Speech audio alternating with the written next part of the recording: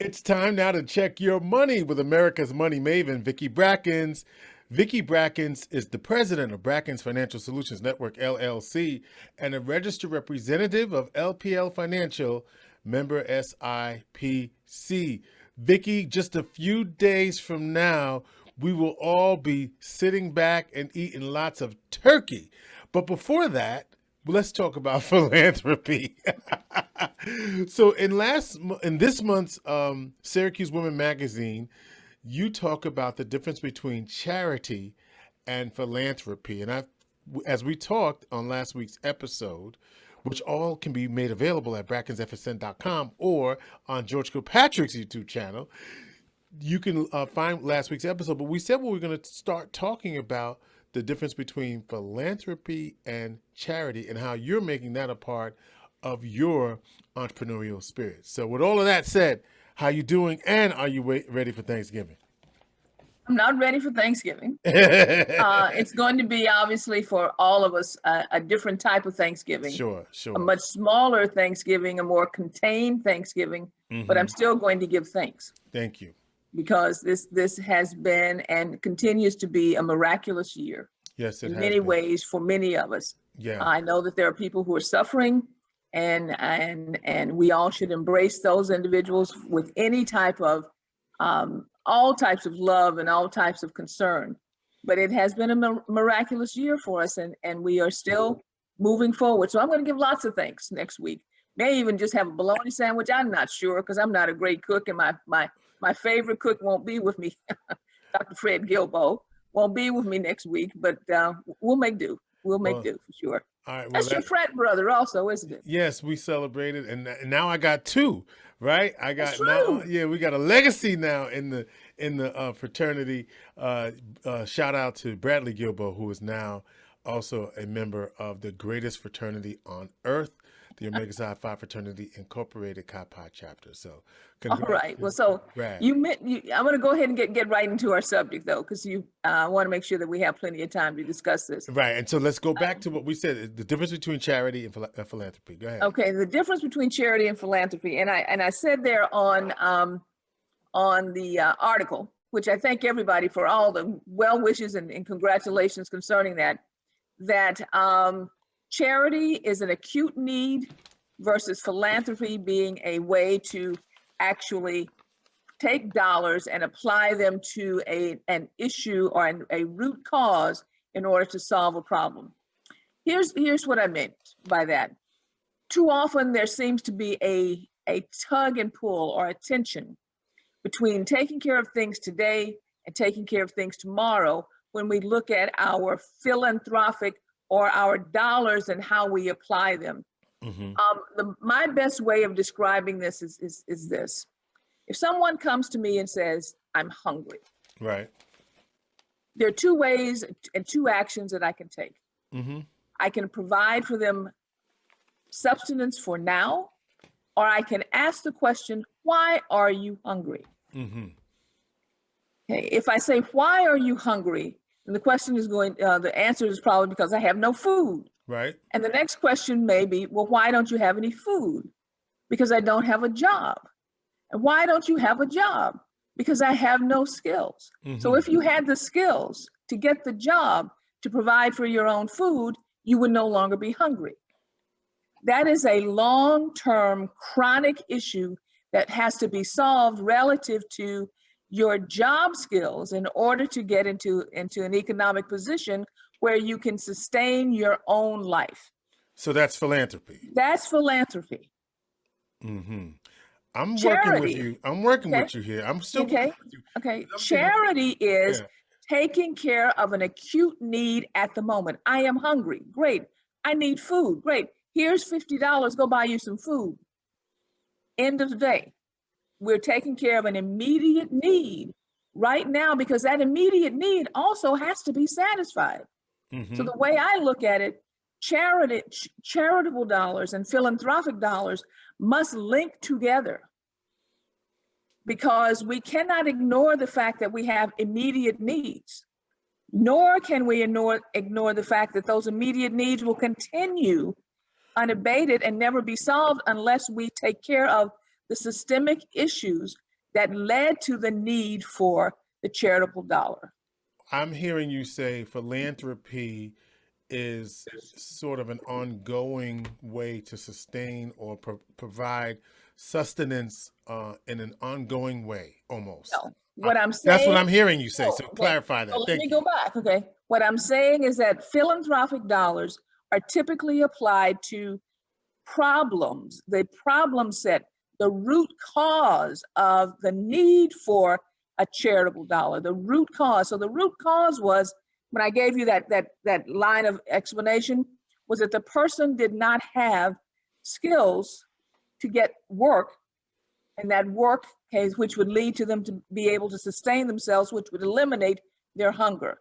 Mm-hmm. So the root cause would be, why do you not have a job? Because I don't have the skills in the marketplace, so I need to now take my philanthropic or the philanthropic dollar and go and create a system that allows for them to create, to provide for themselves, to create the skills that they need. Now, but then, so let me go through with your example, and I still may be off. It's okay. And so then charity is the suit to go to the job interview? So you follow me? So charity would be, yes, the suit. I can take that. Yeah, right. Because you said I recognize that philanthropically, I'm creating a system that supports employment. Right. Okay. And then the charity would then be, I need a suit now. I need a suit to get there. Yes. Okay. But it could be part of it. Right. But the very top end of that charity was, I am hungry. I'm hungry. I need food. Mm-hmm. Okay, that is not a long-term issue that has, at that point in time, that person is hungry. You must provide food in order to satisfy the immediate need. Mm-hmm. Whereas not having work is a chronic need that needs to also be solved. And they need to link together in order to solve the entire problem. The immediate need, eliminate the issue, the primary issue right now, which is I am hungry, but then build a system to eliminate the need for the issue that got you there. All right, then, Vicki. So therefore, how then, now that I understand that, how can I build a equity enough to be able to be philanthropic? Because one of the things you said is it's easier than we think. It's easier than we think. Okay, I think.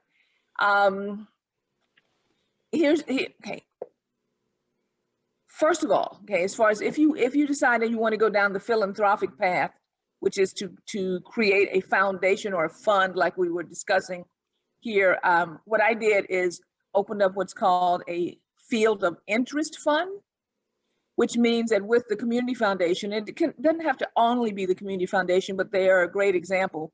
With the community foundation, what happened is I took my dollars over an incremental point in time.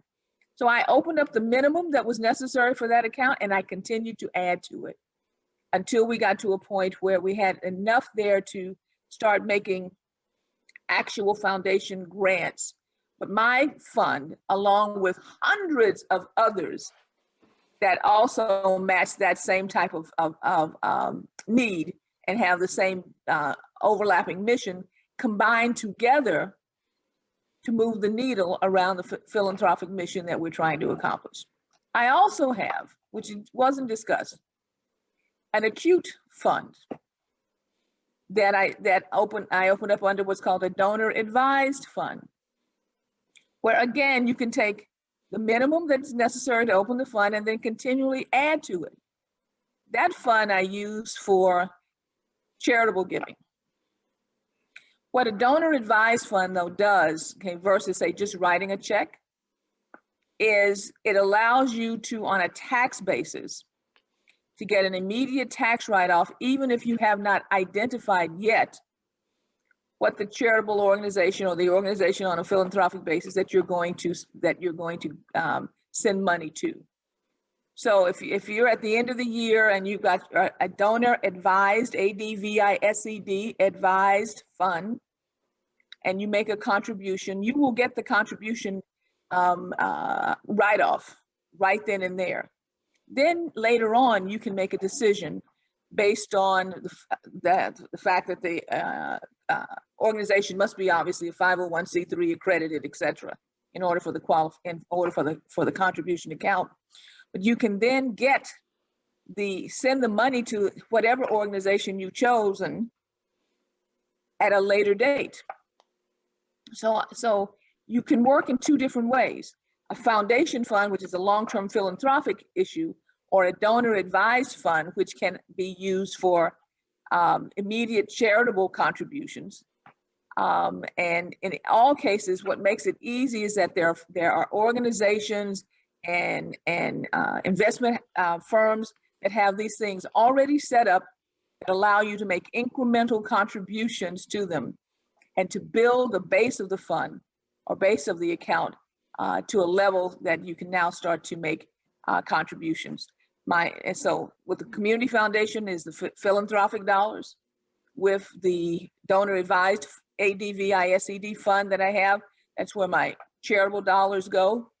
But the community foundation also does, I will say, this donor advised funds if you also wanted to look at both. The key though on making it easy is its systems are already in place, and you can, when I say incremental dollars, paycheck dollars, you can put a little bit in at a time. Okay, as long as you're hitting the minimums necessary to open the account. That's it. You got it? I got you. Okay, all right. I know that, okay, because I know that there are tons of individuals out there who would like to do something like this, but it feels like it's such a big endeavor that they cannot get started. And that's really one of the main things I wanted to talk about, is how easy it is to get started because the systems are in place. If you have any questions about that, obviously, George, I'm going to tell you, give me a call, okay? Because we have lots of issues that need coordination and collaboration. Right. And if we all got together, okay, then we could probably move the needle on a lot of these issues going forward. So what's the phone number? Area code 315-930-4499. That's 315-930-4499 or info at brackensfsn.com. And I guess at this point in time, I'll say our plate is full. All right, Vicki Brackens is the president of Brackens Financial Solutions Network, LLC, and a registered representative of LPL Financial, member SIPC. Good to see you, Vicki. Take care, George. And happy Thanksgiving, and I hope you have more than a bologna sandwich. Yeah, I'm working on it.